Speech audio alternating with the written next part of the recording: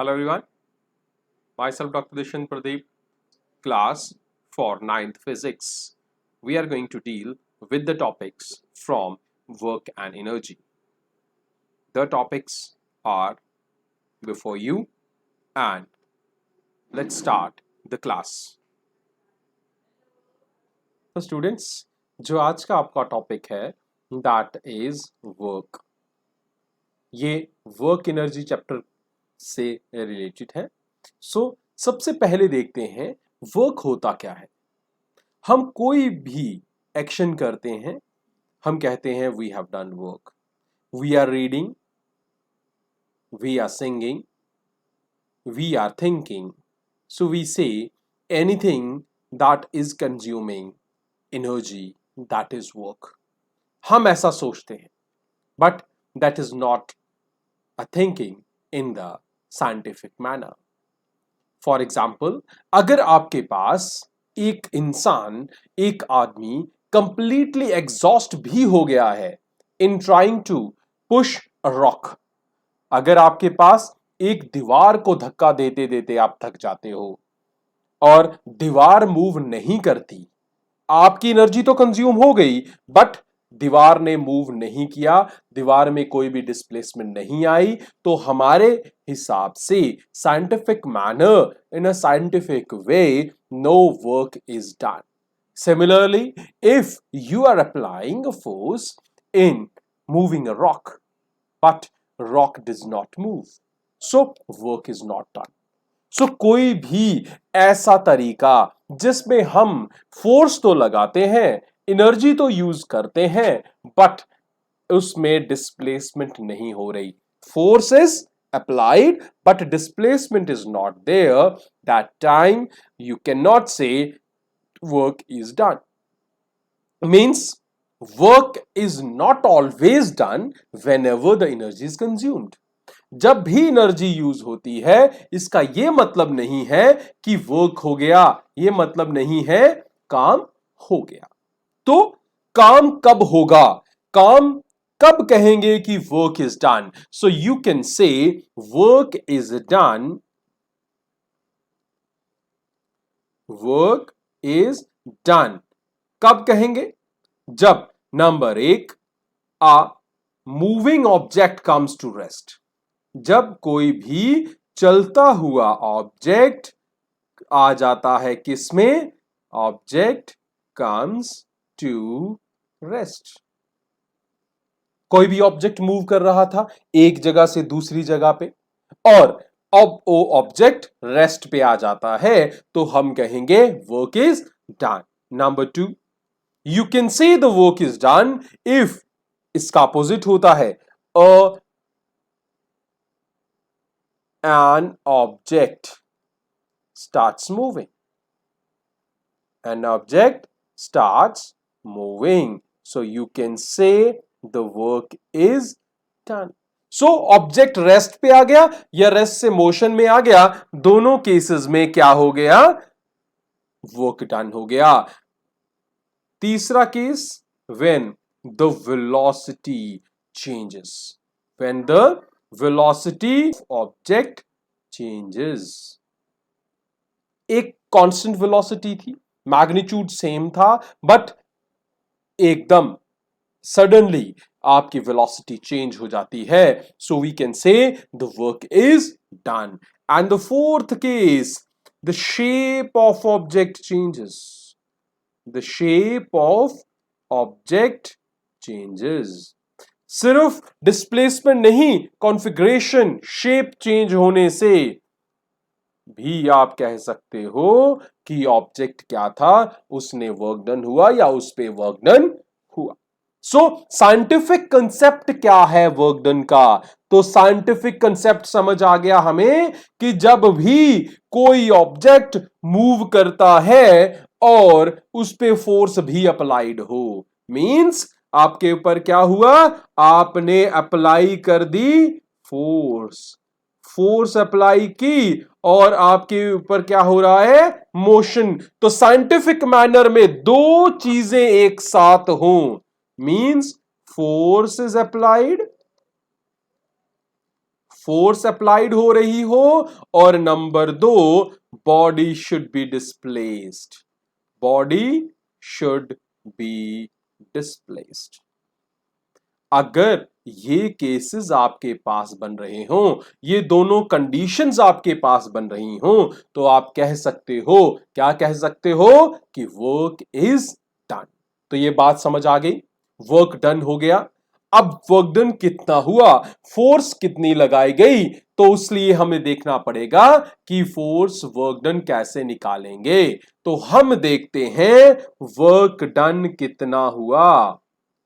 work done by a constant force, by a constant force कितना हुआ। चलिए जी, क्या किया है हमने, हमने एक ऑब्जेक्ट लिया, डन, एक ऑब्जेक्ट लिया जिसका एक मास था m, जिसका मास ऑब्जेक्ट ले लिया हमने, जिसका मास क्या था, जिसका मास था भाई m था। इस ऑब्जेक्ट के ऊपर हमने फोर्स लगाई F। जैसे ही फोर्स F लगाई, उस ऑब्जेक्ट में मोशन एग्जीक्यूट हुआ, उसकी इनिशियल पोजीशन उस ऑब्जेक्ट की चेंज हुई, उसकी एक न्यू पोजीशन आ गई। फाइनल पोजीशन और इनिशियल पोजीशन के बीच का डिफरेंस जो था वो था S। Means your object has done, has covered some displacement, और वो डिस्प्लेसमेंट किसके बराबर है, एस के बराबर। Now your object has change. So दोनों कंडीशंस एप्लीकेबल हो गई, फोर्स भी अप्लाई हो गई और फोर्स के साथ साथ डिस्प्लेसमेंट एस भी आ गई। तो इस केस में इसका मतलब है क्या हो गया, वर्क डन हो गया, वर्क हो गया आपका, वर्क हो गया। तो कितना हुआ वर्क, तो वर्क हो गया आपका, जितनी फोर्स लगाई, force applied into the displacement, जितनी आपकी बॉडी डिस्प्लेस हुई है, उन डिस्प्लेसमेंट का और उस ऑब्जेक्ट के ऊपर जो फोर्स लगाई गई है, दोनों का जो प्रोडक्ट होगा, that will B work done. तो ये बात समझ आ गई। सो वर्क डन किसके बराबर हो गया, फोर्स इनटू डिस्प्लेसमेंट। सो अगर वर्क फोर्स एफ है इनटू डिस्प्लेसमेंट एस हो गया। अब ध्यान रहे, वर्क जो है उसकी कोई भी डायरेक्शन नहीं होती। सो वर्क क्या है, is a scalar quantity. Scalar quantity क्या होती है बच्चों, स्केलर क्वांटिटी होती है जिसकी कोई भी डायरेक्शन ना हो, no significant direction, no significant direction. ठीक है जी। अब ये तो हो गया कि वर्क एक स्केलर क्वांटिटी है। अब बात करते हैं what are the units. Units क्या है भाई वर्क के, यूनिट क्या होता है, वो एक स्टैंडर्ड, वो एक यूनिटी जिसकी हेल्प से या जिसको रिपीट करके मुझे टोटल फिजिकल क्वांटिटी की वैल्यू मिल जाती है। सो बच्चों यूनिट है इसके न्यूटन मीटर। क्या यूनिट है, न्यूटन मीटर। सिंपली कह सकते हो एनएम, क्या इसे आप लिख सकते हो जॉल्स। तो यूनिट क्या हो गए, जॉल हो गए। अब कब कहेंगे जॉल है, सो जॉल जो है, हम 1 जॉल किसके बराबर हुआ, हमारे पास 1 जॉल of unit, 1 जॉल of work done किसे कहेंगे, 1 जॉल ऑफ वर्क डन किसे कहेंगे भाई, 1 जॉल ऑफ वर्क डन कहेंगे हम जब हम, देख लीजिए ध्यान से, हमारे पास एक बॉडी है, क्या है, एक बॉडी है। उस बॉडी ने जब उस पे फोर्स लगाई गई एफ, फोर्स कौन सी है, एफ फोर्स है। उसने डिस्प्लेसमेंट ट्रेवल की है भाई, उसने क्या किया, डिस्प्लेसमेंट ट्रेवल की है, कितनी, एस। अगर फोर्स की वैल्यू 1 न्यूटन हो और आपके डिस्प्लेसमेंट की वैल्यू एस की वैल्यू 1 मीटर हो, एफ कितना है 1 न्यूटन, एस कितना है 1 metre, then work is equal to 1 newton into 1 metre, that will be 1 newton metre. बच्चे उस समय हम कहेंगे वर्क डन कितना हो गया 1 जॉल। तो डेफिनेशन क्या हो गई, 1 जॉल वर्क की डेफिनेशन क्या हो गई, 1 जॉल work, 1 जॉल of work is said to be done, said to be done when 1 Newton of force, 1 Newton of force is applied, किसके लिए, to displace an object by 1 metre. ध्यान रहे, 1 जॉल वर्क डन किया कब, जब 1 न्यूटन फोर्स लगी और 1 Newton force से आपका ऑब्जेक्ट मूव कर गया 1 मीटर। सो 1 न्यूटन इंटू 1 मीटर क्या हो गया आपका 1 जॉल हो गया। बात समझ आ गई आपको। चलिए तो फिर से एक बार इसकी एग्जाम्पल्स को सेट डाउन कर लेते हैं। एक बार एग्जाम्पल्स को रिव्यू कर देते हैं, कौन कौन सी एग्जाम्पल्स हो गई आपकी, कैसे वर्क डन का पता चलेगा, रिव्यू कर लीजिए। Cyclist is pedalling the cycle, cyclist ने क्या किया, जैसे साइकिलिस्ट है उसने अपने साइकिल को पैडल मार रहा है, पैडल मार रहा है तो डिस्प्लेसमेंट हो रही है, पैडल मारने से मींस फोर्स लगाने से उसका साइकिल आगे मूव किया, उसने अपनी पोजीशन चेंज की, तो उसने क्या कर दिया, वर्क डन कर दिया।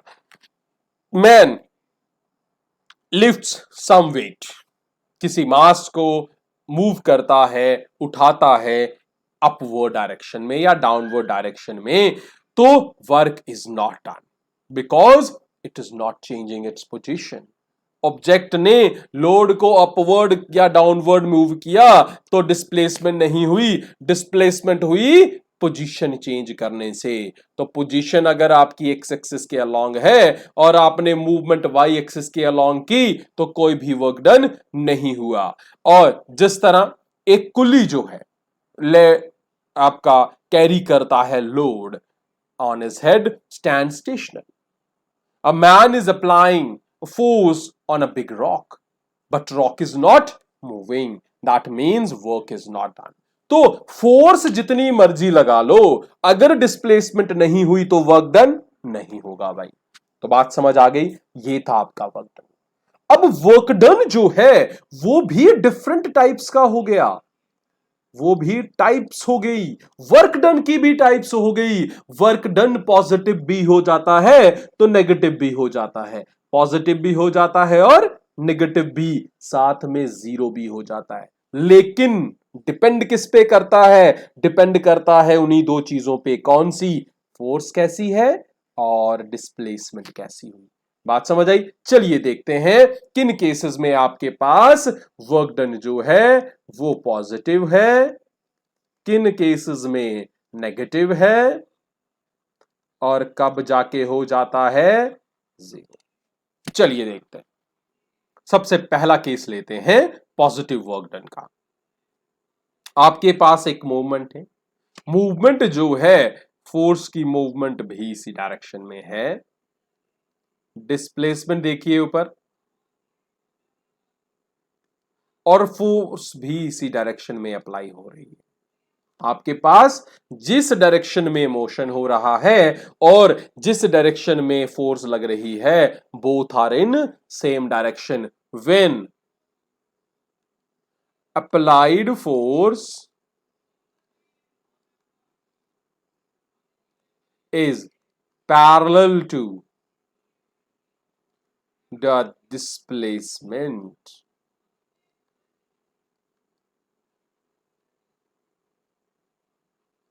Positive work is set to be done.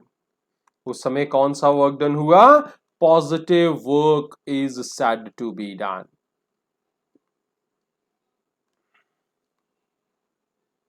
बात समझ आ गई?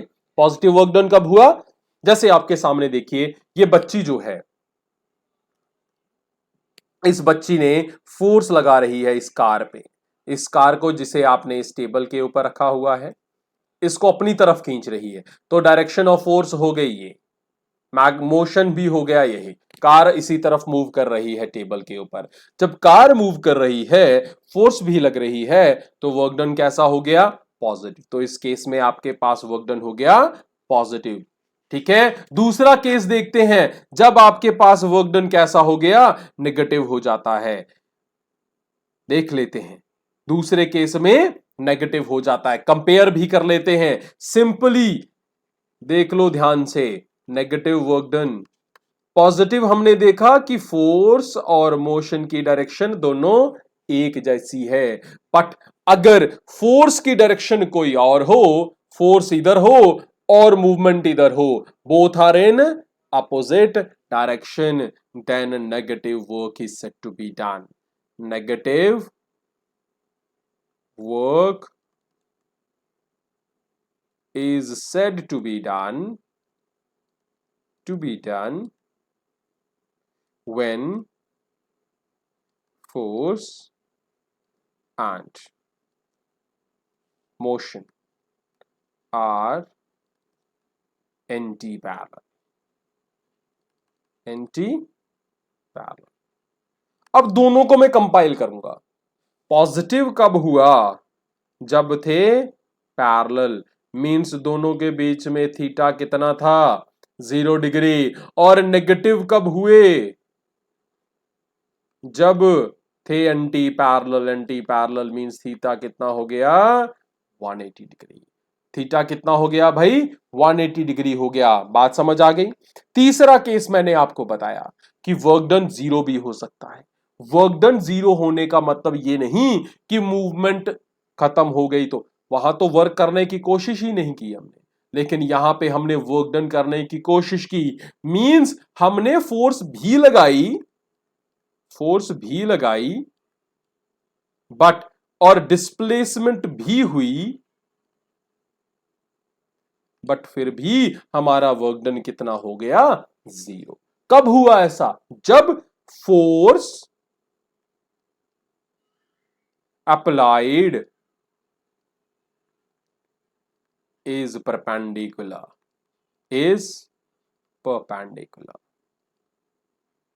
भाई, फोर्स जो है वो परपेंडिकुलर है। ध्यान से देखो इस डायग्राम को, अर्थ जो है वो सैटेलाइट के ऊपर फोर्स लगा रही है towards its centre gravitation force कह सकते हो आप इसे, या सिंपली कह सकते हो ये सेंट्रीपिटल फोर्स का काम कर रही है, क्योंकि आपका ऑब्जेक्ट जो है एक सर्कुलर मोशन ले रहा है। फोर्स लग गई ग्रेविटेशन और मोशन हो गया यहां पे अलोंग द सर्कल। जब मोशन अलोंग द सर्कल है तो उस मोशन की डायरेक्शन कौन देगा? मोशन की डायरेक्शन देगा हमें द टैंजेंट। और बच्चे आप लोगों को पता है, सबको पता है, टैंजेंट जो होता है, tangent is always perpendicular to the radius. अब टेंजेंट के अलोंग हो रहा है मोशन, रेडियस के अलोंग लगी है फोर्स, इसका मतलब है दोनों क्या हो गए? परपेंडिकुलर। परपेंडिकुलर का मतलब है थीटा कितना हो गया? 90 डिग्री। तो बच्चे जब थीटा 90 डिग्री हो जाए तो तब हमारा वर्क डन क्या हो जाता है? 0 हो जाता है। वर्क डन कितना हो गया? 0 हो गया। तो आप लोगों को पता लग गया, समझ आ गई बात कि वर्क डन कब हुआ पॉजिटिव? जब फोर्स और डिस्प्लेसमेंट हुए सेम डायरेक्शन में। जब फोर्स और डिस्प्लेसमेंट अपोजिट डायरेक्शन में हुए तो हो गया आपका वर्क डन नेगेटिव। और तीसरा केस, जब फोर्स लग रही है यहां और वर्क डन हो गया ऊपर, अलोंग द रेडियस फोर्स लग रही है और टैंजेंट के अलोंग हो रहा है मोशन, तो वर्क डन आपका हो गया 0, क्योंकि दोनों के बीच में एंगल कितना है? 90 डिग्री है। यहां पे मोशन है, यहां पे फोर्स है, सो दोनों हो गए 90 डिग्री, वर्क डन हो गया 0। तो बच्चों ये समझ आ गया। सो चलिए देखते हैं एक न्यूमेरिकल करके। न्यूमेरिकल करेंगे तो हमें क्लैरिटी आ जाएगी। चलिए देखते हैं, एक एग्जांपल लेते हैं आपकी टेक्स्ट बुक की। तो बच्चों क्वेश्चन है, अ कुली लिफ्ट्स लगेज, कुली एक लगेज उठाता है, कितना, 15 kilogram, from the ground and put it on his head 150 meter above the ground. Calculate the work done by him on the luggage. ध्यान से देखिए, क्या है आपके पास, मास कितना है, मास ऑफ लगेज, जो जो गिवन है उन सबको लिख लीजिएगा 1.5 किलोग्राम, और लिख लीजिएगा इसे स्मॉल एम से रिप्रेजेंट करेंगे। दूसरा आपके पास आ गया डिस्प्लेसमेंट। डिस्प्लेसमेंट किसके बराबर है, एस के बराबर, और ये कितनी है 1.5 मीटर। डन। अब तीसरी चीज आ गई work done. Work done is equal to force into displacement. Force is equal to mass into gravity, acceleration into S. Mass आ गया आपका 1.5, जी आ गई आपकी 9.8, एस डिस्प्लेसमेंट आ गई 1.5। सबको जब हम मल्टीप्लाई करेंगे यू वुड गेट 22.05। तो ये बात समझ आ गई आपको। सो ये था आपके पास इतना जॉल वर्क। अब इसे आप रिप्रेजेंट कर सकते हो इन टर्म्स ऑफ जॉल, और कभी कभी अगर ऑब्जेक्टिव में हो so you can also have the same answer with the different set of representation of joule, that is Newton meter। तो ये बात समझ आ गई आपको। चलिए कुछ और क्वेश्चंस करके देखते हैं इसी के बेस पे। तो बच्चों ये क्वेश्चन भी आपकी टेक्स्ट बुक का पेज नंबर 149 से है। क्वेश्चन क्या है, a pair of bullocks exert a force of 140 Newton. So force applied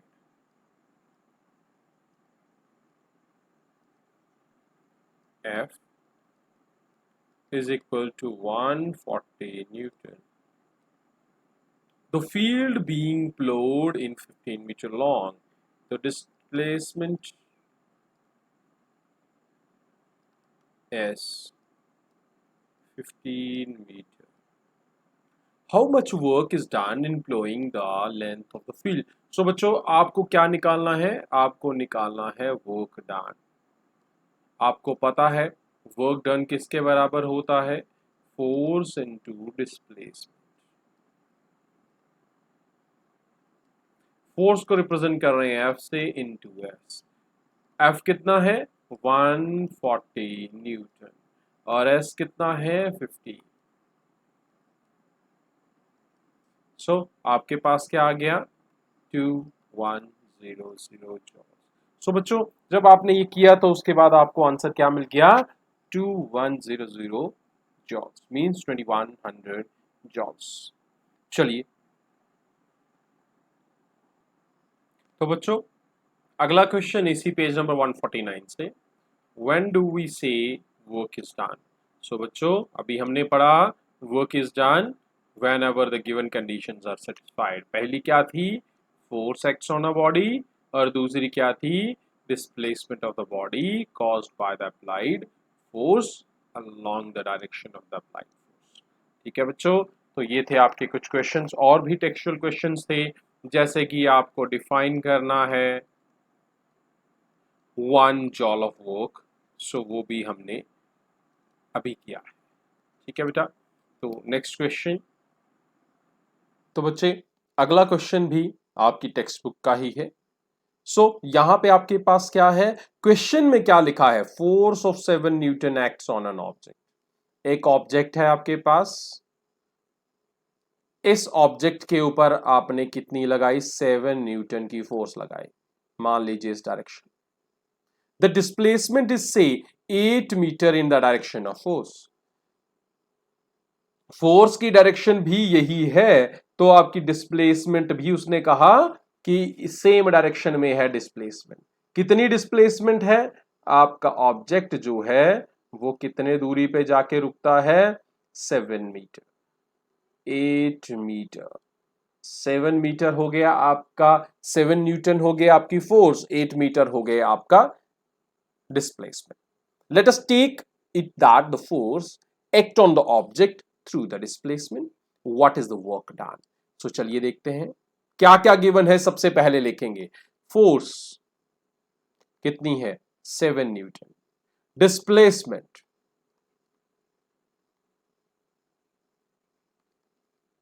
is equal to 8 metre. तो बच्चों फोर्स भी दी गई है, डिस्प्लेसमेंट भी दी गई है। फोर्स को अगर एफ लिखें, डिस्प्लेसमेंट को अगर एस लिखें, तो वर्क डन जो है that is force into displacement. 47 into 8 that is 56 newton metre लिख सकते हो या 56 जॉल्स। तो बच्चों मुझे लगता है आपको ये समझ आया होगा। So students, thanks for watching. Let's meet in our next class. Be with me. Enjoy physics. Goodbye. See you soon.